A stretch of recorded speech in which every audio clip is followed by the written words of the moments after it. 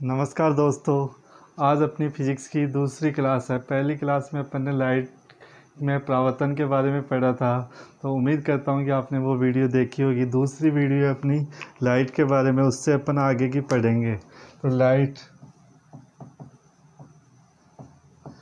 Light में अपन ने प्रकाश का परावर्तन पढ़ा था। परावर्तन में अपन ने देखा था कि प्रकाश की किरण जिस माध्यम से आती है उसी माध्यम में वापस लौट जाती है।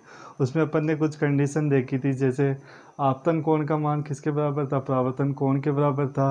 ये तीनों जैसे एक ही माध्यम में होनी चाहिए। आपतित किरण, परावर्तित किरण और अभिलंब तीनों एक ही माध्यम में थे। फिर अपन ने देखा था विचलन कोण निकालना देखा था, उसमें अपन ने विचलन कोण निकाला था। और उससे आगे अपन ने कुछ न्यूमेरिकल किए थे। इसके बाद अपन आगे देखते हैं, जैसे प्रतिबिंबों की संख्या ज्ञात करना, नंबर ऑफ इमेज।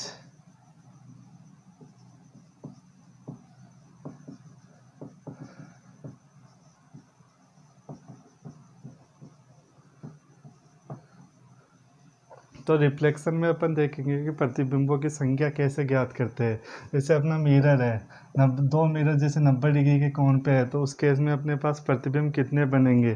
जैसे अपने दो मिरर है, ये दो मिरर है, जैसे इन दोनों के मध्य कोण है 90 डिग्री।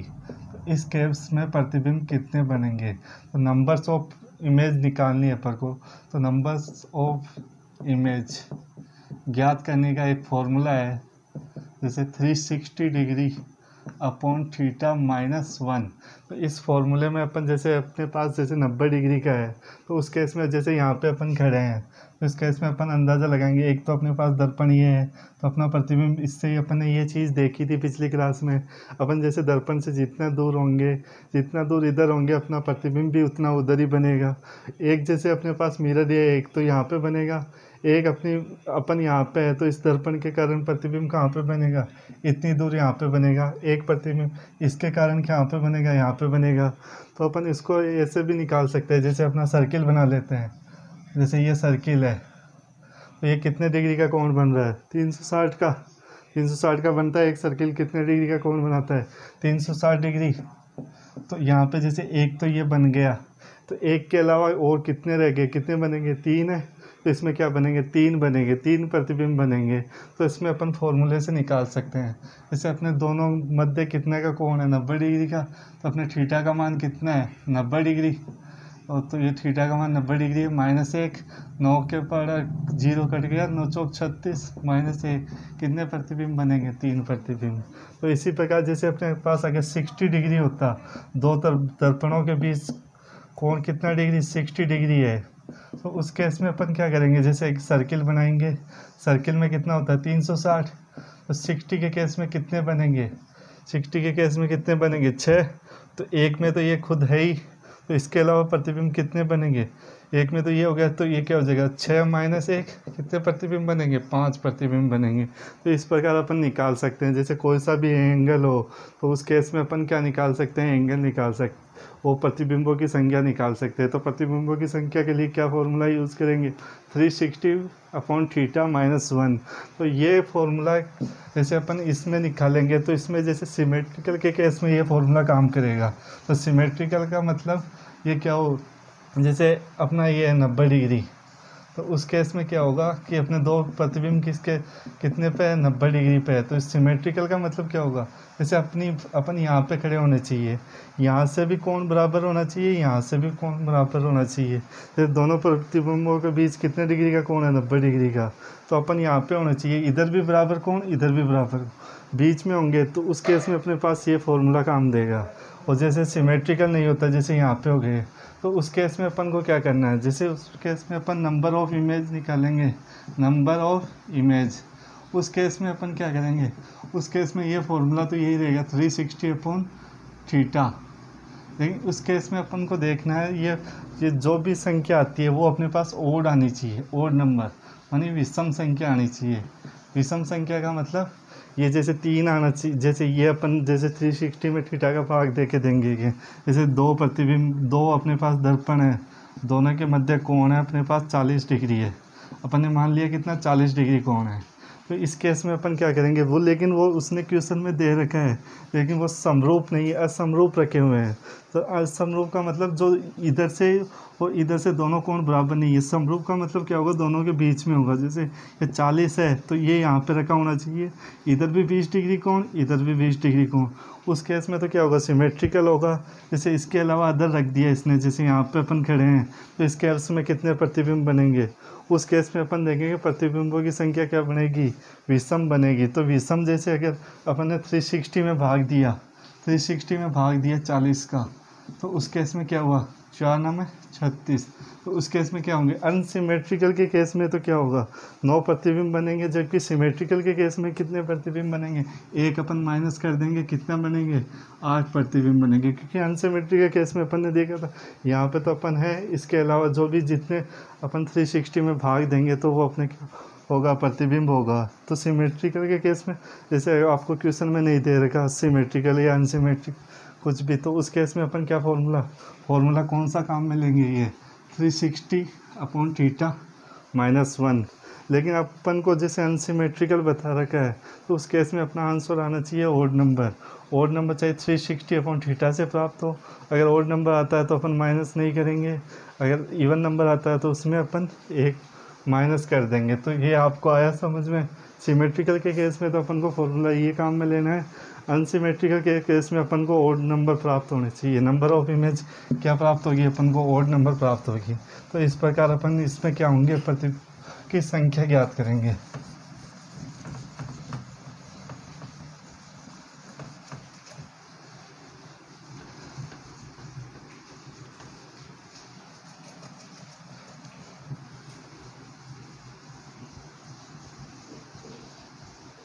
अब अपन रिफ्लेक्शन में, परावर्तन में आगे देखते हैं। Magnification of plane mirror. क्या, मैग्निफिकेशन ऑफ प्लेन मिरर। तो मैग्निफिकेशन जिसको अपन एम से डिनोट करते हैं, जैसे मैग्निफिकेशन का मान अपने पास जैसे ये हो गया, पॉजिटिव हो सकता है और नेगेटिव होगा। तो उस केस में क्या हो, पॉजिटिव के केस में अपना इमेज बनेगा सीधा, लेकिन ये प्लेन मिरर के केस में पॉजिटिव होता है। उस केस में क्या होगा, नेगेटिव के केस में उल्टा इमेज बनेगा। तो ये अपना क्या होता है, प्लेन मिरर में मैग्निफिकेशन, इसको अपरूपणता कहते हैं।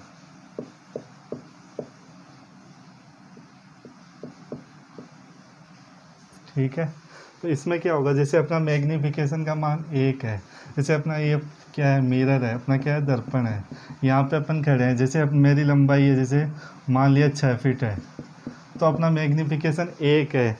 तो उस केस में क्या होगा, दर्पण में अपन को जो इमेज मिलेगी वो कितनी मिलेगी, 6 फीट ही मिलेगी। अगर मैग्निफिकेशन का मान अपने पास 2 है तो उस केस में क्या हो जाएगी, अपनी इमेज अपन 6 फीट के हैं लेकिन मिरर में कितने दिखेंगे, 12 फीट के। तो मैग्निफिकेशन जितना ज़्यादा होगा तो ये अपनी इमेज क्या होगी, उतनी ही गुना दिखेगी। जैसे अपना मैग्निफिकेशन हो गया कितना, 0.4 है। तो उस केस में क्या होगी, अपनी जैसे 6 फीट हाइट है तो उसको 0.4 से गुणा कर दिया तो कितना हो जाएगा, 6 चौक 24। तो अपनी हाइट कितनी दिखेगी, 2.4। तो ये अपरूपणता गुणांक क्या होता है, जैसे अपनी क्या होगी, मैग्निफिकेशन क्या होता है प्लेन मिरर में, जैसे अपनी इमेज है तो उसको उतना ही गुना दिखाएगा। जैसे ये क्या होगा, अगर 2 है मैग्निफिकेशन तो अपनी 6 फुट की इमेज कितनी दिखेगी, 12। अगर 12 ये मैग्निफिकेशन 4 है तो 6 फीट की इमेज कितनी दिखेगी, अपन को 24 फीट दिखेगी। तो अपना प्लेन मिरर के केस में अपना जो प्रतिबिंब बनेगा वो क्या होगा, एक तो सीधा बनेगा, एकदम सीधा मिलेगा अपन को जो भी प्रतिबिंब है, और जितना पार्श्व रूप से उल्टा मिलेगा, क्योंकि पार्श्व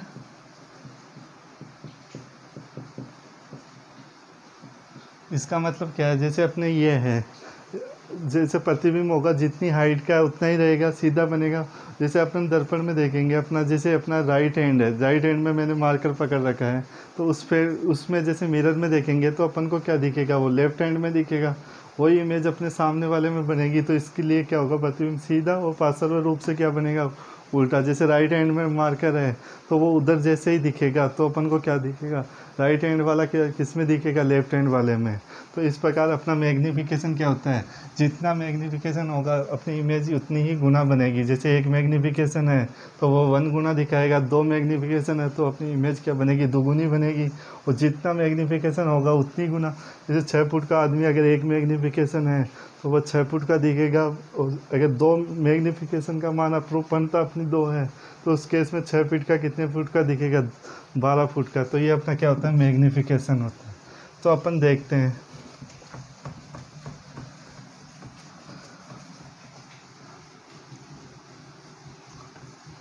जैसे काफ़ी बार एग्ज़ाम में पूछा जाता है कि अपनी जैसे इमेज 6 फुट के व्यक्ति को अपनी इमेज देखने के लिए कितने फुट का मिरर चाहिएगा। तो क्या होगा, जैसे अगर 6 फुट का आदमी है उसको मिरर की कितने की ज़रूरत होगी। जैसे ये आदमी है, ये 6 फीट का है तो इसको अपनी इमेज देखने के लिए, पूरी इमेज देखने के लिए कितने मिरर की ज़रूरत होगी, कितने फुट मिरर की ज़रूरत होगी। तो ये जैसे इसका जितनी दूर ये मिरर से है उतनी दूर इसका क्या बनेगा, प्रतिबिंब बनेगा। तो इसको अपनी इमेज देखनी है, तो इसको अपनी इमेज देखनी है तो ये कितना मिरर की ज़रूरत होगी, कितने। तो ज़्यादातर क्या होता है, 6 फुट का है तो उतना ही प्रतिबिंब अपना मिरर में बनता है। तो उस केस में क्या कर देंगे कि उसको मिरर उतना ही चाहिएगा 6 फीट का, लेकिन 6 फीट का नहीं चाहिएगा। जैसे ये है, इसको अपनी इमेज देखनी है तो यहाँ से जैसे ये मिरर लेगा तो इसका प्रतिबिंब वहाँ बनेगा, तो ये उसकी आँखों तक। फिर यहाँ से जैसे ये जाएगा प्रतिबिंब, तो इसको इतनी मिरर की ज़रूरत होगी। कितने मिरर की ज़रूरत होगी इसको, क्योंकि यही इसका प्रतिबिंब दिखाएगा। तो उसको जैसे उसी हिसाब से लगाना है। अगर 6 फीट को आदमी को अपनी इमेज देखनी है तो उसको वो मिरर की ज़रूरत होगी 3 फीट की। कैसे, तो अपन ने जैसे ये पढ़ा था, मैथ में रूल पढ़ते हैं। जैसे ये है 6 फीट है तो इसको अगर बराबर 20 से अपन डिवाइड करते हैं, 20 से अगर कोई रेखा खींचते हैं तो वो क्या होगी, 3 मीटर की होगी। अगर ये 6 मीटर है तो इस केस में ये क्या होगी, 3 मीटर होगी, क्योंकि अपन ने बराबर में बिंदु लिए हैं। जैसे इसके भी सेंटर में लिया है, इसका भी सेंटर, क्योंकि ये बीच में है, क्योंकि जितना प्रतिबिंब इधर है उतना ही क्या होगा, उधर होगा। तो ये क्या होगा, जैसे अपन 6 फीट के आदमी को अपनी फ़ोटो देखनी है पूरी, तो वो कितने मीटर का, वो कितने फीट का वो लेगा मिरर, उसको 3 फुट का लेना पड़ेगा, आधा मिरर लेना पड़ेगा, उसको अपनी पूरी इमेज देख सकता है। क्योंकि अपन मैथ से पता है वो इसमें जो भी अपना प्रतिबिंब बनेगा वो क्या होगा, आभासी होगा। जैसे अपन दर्पण में बोलते हैं कि है ना, जैसे जितनी दूर खड़ा है, जैसे दर्पण से 4 मीटर इधर है तो उसका प्रतिबिंब भी क्या बनेगा, 4 मीटर दूर बनेगा।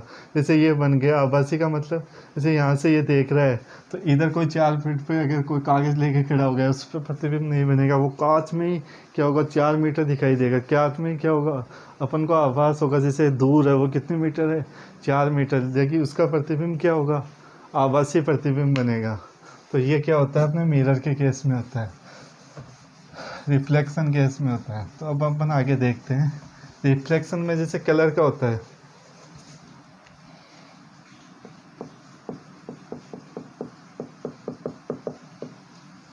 रिफ्लेक्शन यानी परावर्तन। तो इसमें जैसे अपन को कलर दिखाई देता है, कोई पीला कलर होता है, जैसे पीला है तो वो पीला ही क्यों दिखाई देता है, तो पीला कलर पीला ही क्यों दिखाई देता है। जैसे अपने सूर्य का प्रकाश आता है, श्वेत प्रकाश आता है, उसमें सभी कलर होते हैं। जैसे ये कलर है, 7 कलर होते हैं, 7 कलर होते हैं। जैसे ये क्या होता है, श्वेत प्रकाश आता है, सफ़ेद प्रकाश आता है, उसमें 7 कलर होते हैं। जैसे पीला रंग है तो पीला रंग क्या होगा, सभी को तो अवशोषित कर लेगा और पीले रंग को क्या कर देगा, रिफ्लेक्ट कर देगा। जैसे अपन सूर्य का प्रकाश आता है उसमें 7 रंग होते हैं, ये पीले रंग को तो क्या करेगा, रिफ्लेक्ट करेगा और बाकी सभी को क्या कर लेगा, वो अवशोषण कर लेगा, अपने में ऑब्जर्व वो कर लेगा, अंदर ले लेगा, और बाकी पीले रंग को क्या करेगा, रिफ्लेक्ट करेगा। वो अपनी जो प्रकाश है वो अपनी आँखों के तरफ लौट के आएगा, तो अपन को इसलिए पीला कलर दिखाई देगा। जैसे अपने को जैसे वो आती है पेड़ की पत्तियाँ, पेड़ की पत्ती, जैसे कोई क्वेश्चन आ गया एग्जाम में, तो पेड़ की पत्ती अपन पीली क्यों दिखाई देती है, जैसे साइंस में तो वो क्लोरोफिल के कारण दिखाई देती है, लेकिन फिजिक्स की भाषा में अपन देखेंगे पेड़ की पत्ती अपन को पीली ही क्यों दिखाई देती है। तो पेड़ की पत्ती है, तो पेड़ की पत्ती उसमें जैसे ऑप्शन में दे दिया आपको, ये क्या होता है, हरे रंग का अवशोषण करती है,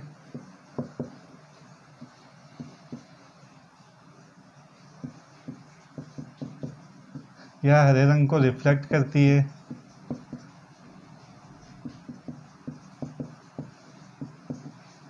जैसे जो बिना साइंस वाला होगा वो क्या करेगा, उसने ज़्यादा से ज़्यादा हरे रंग को ऑब्जर्व कर लिया और खूब सारा भर लिया हरे रंग को, इसलिए हरी दिखाई ले रही है, लेकिन वो इस कारण नहीं होती। जैसे अपनी क्या होती है, पत्ती होती है, तो वो हरे रंग की इसलिए दिखाई देती है, वो हरे रंग को तो रिफ्लेक्ट करती है और बाकी रंग को क्या कर लेती है, ऑब्जर्व कर लेती है।